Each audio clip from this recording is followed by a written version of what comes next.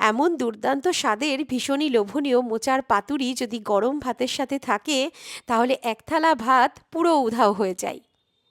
পাতুরিতে কোনো রকম সুতো বাঁধার ঝামেলা ছাড়াই একদম পারফেক্ট মোচার পাতুরি বানানোর সহজ পদ্ধতিটা জেনে নাও।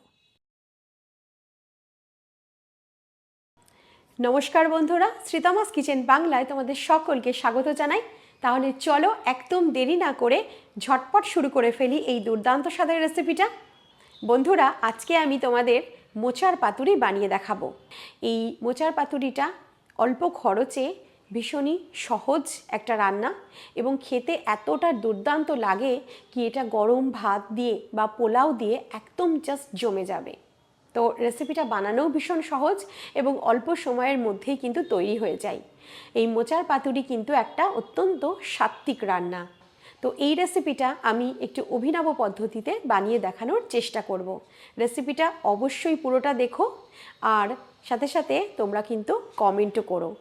প্রথমে একটা মোচা বাজার থেকে কিনে ভালোভাবে ধুয়ে একদম মিহি করে কেটে নিতে হবে।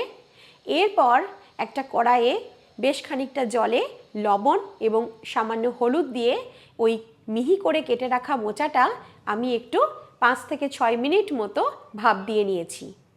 জাস্ট 5 থেকে 6 মিনিট মতো মোচাটা একটু ভাপ দিয়ে নিলেই হবে। তো এক্সট্রা যে জলটা ঠিক আমাদের এরকম করে একটু হাত দিয়ে জাস্ট একটু মেখে নিতে হবে। তাহলে কি হবে, এর থেকে এক্সট্রা কিছু জল বেরিয়ে যাবে। পাতুরিটা বানাতে ভীষণই আমাদের সহজ হবে।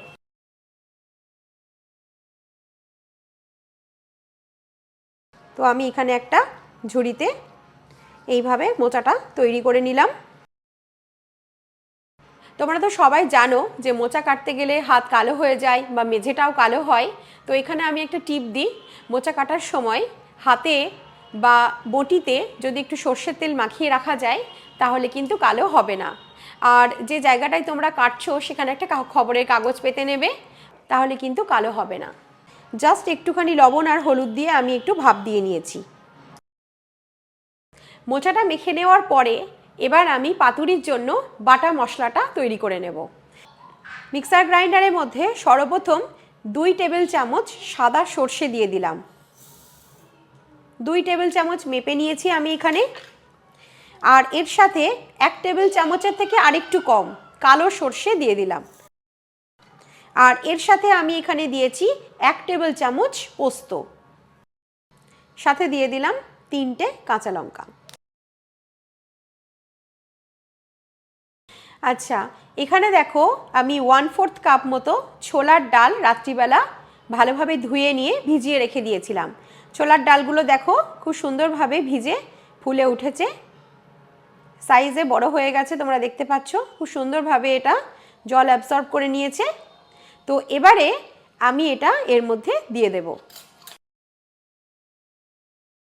তো এই সমস্ত কিছুই আমি এখানে ভালোভাবে বেটে নেব। আচ্ছা, এক্ষেত্রে আমি বলে রাখি এখানে আমি 2 রকমভাবে আদার ব্যবহার করেছি। 1 টেবিল চামচ আদা বাটা নিয়েছি আর এর সাথে অল্প খানিকটা আদা মিহি করে কেটে নিয়েছি। এটা আমি মশলাতে ডিরেক্ট ব্যবহার করব। তোমরা চাইলে এর মধ্যে আদার টুকরোটা দিয়ে একসাথেও বেটে নিতে পারো। তো এবারে আমি এর মধ্যে গরম জল দেব। আচ্ছা, এখানে আমি বলে রাখি যে এই রেসিপিটাতে যে বাটা মশলাগুলো না, সেটাতে শিলনোড়া দিয়েই কিন্তু মশলাটা বাটলে সব থেকে ভালো হবে। কিন্তু আজকালকার দিনে আমাদের শিলনোড়াতে মশলা বাটা খুবই সময় সাপেক্ষ এবং খুব ঝামেলার মনে হয়, সেই কারণে কিন্তু মিক্সির চলটা উঠেছে। তো আপনারা চাইলে এটা শিলনোড়াতেও কিন্তু বেটে নিতে পারেন। শিলনোড়াতে মশলাটা বাটলে সব থেকে ভালো রেজাল্টটা পাওয়া যায়। এখানে আমি সময়ের সাথে সাথে তাল মিলিয়ে মিক্সিতে মশলাটা তৈরি করে নেব। সর্ষে আর পোস্তটা মিনিট 5 মতো গরম জলে যদি ভিজে যায় তাহলে এটা পেস্ট করতে খুবই সুবিধা হয় এবং পেস্টটাও খুব ভালো হয়। মিক্সারের মুখটা আটকিয়ে এবারে মোটামুটি 5 মিনিট এটা ভিজিয়ে রাখবো। 5 মিনিট পরে আমি এটা পেস্ট করব। আর এই সময়ের মধ্যে চলো আমি কলা পাতাটা তৈরি করে ফেলি। আচ্ছা, এখানে দেখো আমি 2টো বড় সাইজের কলা পাতা খুব ভালোভাবে ধুয়ে নিয়েছি এবং এই কলা পাতাগুলো এবার আমি একটু কেটে নেব। এখানে দেখো কলা পাতাটা আমি মাঝামাঝি কেটে নিচ্ছি। তোমরা তোমাদের পছন্দ মতো কেটে নিও। একটা পাতুরি মোড়াতে যতটা কলাপাতা লাগে সেই অনুযায়ী কলাপাতাটা আমাদের কেটে নিতে হবে। তো এইভাবে মাঝখান থেকে এটা আমি কেটে নিলাম।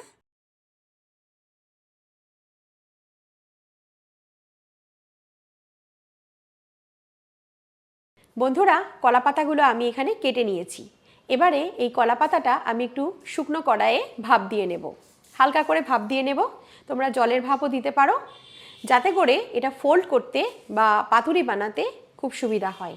না হলে এটা শক্ত থাকে এবং এটা ভেঙে যেতে পারে বা ছিঁড়ে যেতে পারে, সেই কারণে হালকা করে একটু ভাপ দিয়ে নিলে এটা ফোল্ড করতে ভীষণই সুবিধা হবে। এবারে গ্যাসটা অন করে একটা বড় কড়াই নিয়ে নিতে হবে এবং এরপর একে একে সমস্ত পাতাগুলো একদম লো ফ্লেমে হালকা করে একটু ভাপ দিয়ে নিতে হবে। তোমরা চাইলে গরম জলের ভাপও দিতে পারো। এটা করার কারণ আর কিছুই না, যাতে করে ফোল্ড করার সময় এটা নরম হয়ে যায়। নরম হয়ে গেলে কিন্তু খুব সহজেই পাতুরিটা বানানো যাবে। তো দেখো অনেকটা নরম হয়ে গেছে, অনেকটাই নরম হয়ে গেছে। তো এইভাবে সবকটা পাতাও দিয়ে দিতে পারো একসাথে। তোমরা দেখো কতটা সফট হয়ে গেছে পাতাগুলো। এই পাতাগুলো দিয়ে কিন্তু খুব সহজেই তোমরা পাতুরি বানাতে পারবে, ফোল্ড করতে পারবে। দেখো আমি সমস্ত কলা পাতাগুলো খুব সুন্দরভাবে ভাপিয়ে নিয়েছি। এবারে একটু কলা পাতাগুলোতে একটু তেল মাখিয়ে নেব।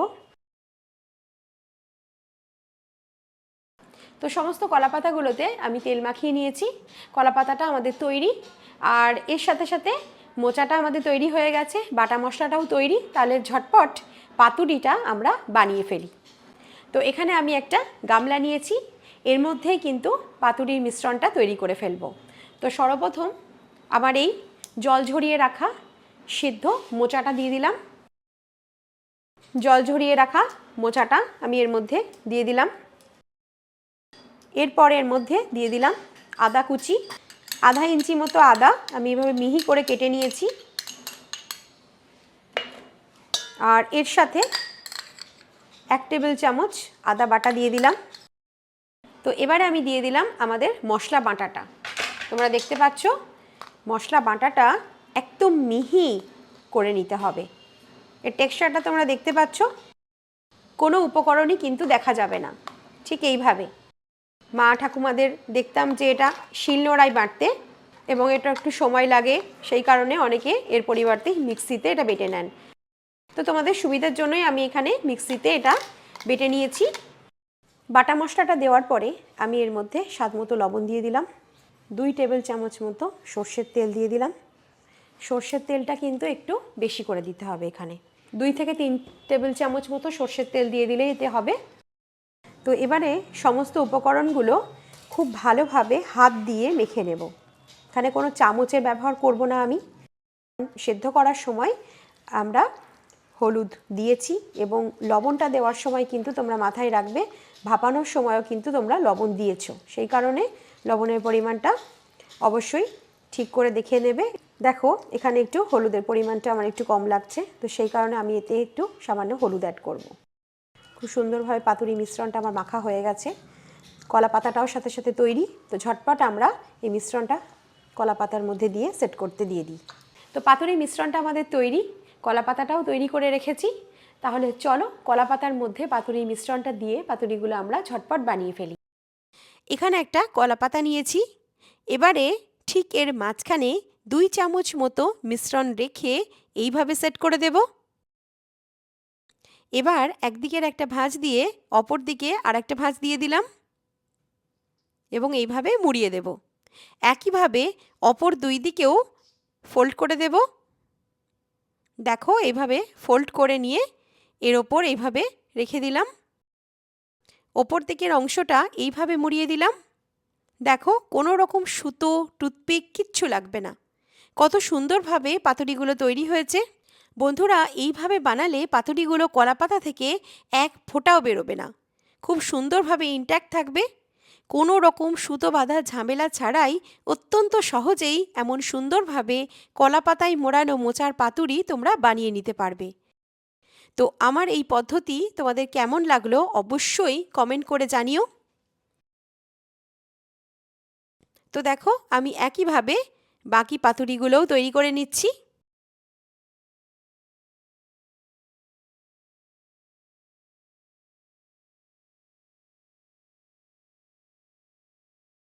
আর এই দেখো বন্ধুরা, আমি সমস্ত মিশ্রণগুলো কলাপাতায় মুড়িয়ে নিয়েছি।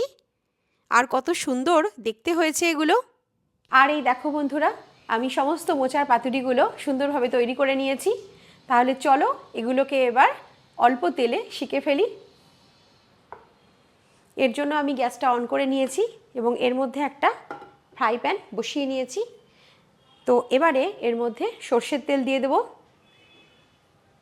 তো এখানে একটা কথা বলে রাখি, পাতুরি ভাজতে গেলে সর্ষের তেলই ব্যবহার করবে, এতে পাতুরির টেস্টটা সবথেকে ভালো হয়। দেখো তেলটা আমার গরম হয়ে গেছে। তো এবারে গরম তেলে এই পাতুরির যে দিকটা আমি মোড়ালাম এই দিকটা নিচের দিকে রাখতে হবে। দেখে নাও, একদম কম আঁচে দিয়ে ঠিক এইভাবে আমি সমস্ত পাতুরিগুলো 5 থেকে 6 মিনিট মতো ভেজে তৈরি করে নেব। একটা সাইড হয়ে গেলে তারপরে উল্টাতে হবে। আর এখানে আমি অল্প তেল দিয়েছি, কারণ এটা স্লো কুকিং করতে হবে। একদম অল্প আঁচে লো ফ্লেম দিয়ে আমরা পাতুরিগুলো দুটো সাইডেই ভেজে নেব। তো এটা আমি ঢেকে দিলাম। 5-6 মিনিট পরে ঢাকনাটা খুললাম। গ্যাসের ফ্লেমটা একদম লো আঁচে দিয়েই কিন্তু পাতুরিটা আমাদের ভেজে নিতে হবে। তোমরা দেখতে পাচ্ছ পাতুরিগুলো ফুলে উঠেছে। তো এগুলোকে খুন্তি দিয়ে এইভাবে হালকা করে চেপে দিতে হবে যাতে এটা ফুলে না যায়। তো এবারে এটা উল্টে দিলাম। তোমরা দেখতে পাচ্ছ কত সুন্দরভাবে পাতুরির নিচের সাইডটা ভাজা হয়ে গেছে।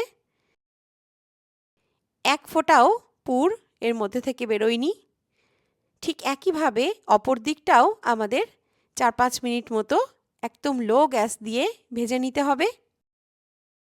আর এই দেখো বন্ধুরা, আমার এই মোচার পাতুরির দুটো দিকই খুব সুন্দরভাবে তৈরি হয়ে গেছে। তো ঝটপট চলো এগুলোকে একটা প্লেটে তুলে নিই। প্লেটে তুলে নেওয়ার আগে এইভাবে একটু তেলটা ছেঁকে নিও। একে একে প্রথম ব্যাচের 4টে পাতুরি কত সুন্দরভাবে তৈরি হয়ে গেছে। তো একইভাবে আমি সেকেন্ড ব্যাচের বাকি পাতুরিগুলোও ভেজে ফেলি।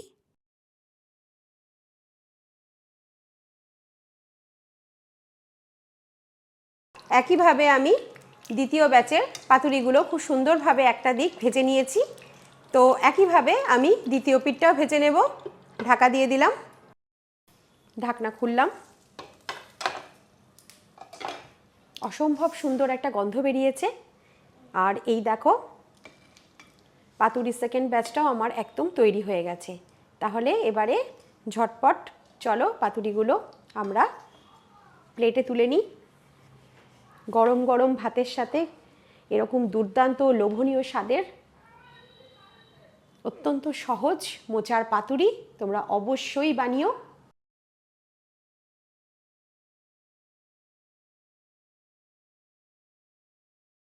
আর এই দেখো আমার সমস্ত পাতুরিগুলো তৈরি। এবার খুলে দেখে নেওয়ার পালা পাতুরিগুলো আমাদের কেমনভাবে তৈরি হয়েছে। তৈরি হয়ে গেল বাংলার অত্যন্ত জনপ্রিয় এক দুর্দান্ত রেসিপি মোচার পাতুরি। চলো এবার দেখে নিই পাতুরিগুলো ভিতরে কেমনভাবে তৈরি হয়েছে। ওয়াও, তোমরা দেখতে পাচ্ছ কি অসাধারণ হয়েছে আমার এই মোচার পাতুরিগুলো। বন্ধুরা, তোমরা দেখেই বুঝতে পারছো এর টেক্সচারটা কতটা পারফেক্ট এসেছে এবং এর শেপটাও একদম দুর্দান্ত হয়েছে। তো আমার এই প্রত্যেকটা মোচার পাতুরি কিন্তু একদম পারফেক্টলি তৈরি হয়েছে। এই পদ্ধতিতে তোমরা অবশ্যই ট্রাই করো, তোমাদেরও প্রত্যেকটা পাতুরি একদম পারফেক্ট তৈরি হবে। তাহলে চলো এটা গরম গরম ভাতের সাথে এনজয় করি। এত লোভনীয় দুর্দান্ত স্বাদের মোচার পাতুরি অবশ্যই তোমরা ট্রাই করো। আমার এই মোচার পাতুরির রেসিপিটা তোমাদের কেমন লাগলো অবশ্যই আমাকে কমেন্ট করে জানিও। আর রেসিপিটা ভালো লাগলে ভিডিওটাতে একটা লাইক আর শ্রীতমাস কিচেন বাংলা এই চ্যানেলটাকে সাবস্ক্রাইব করার অনুরোধ রইল। নমস্কার।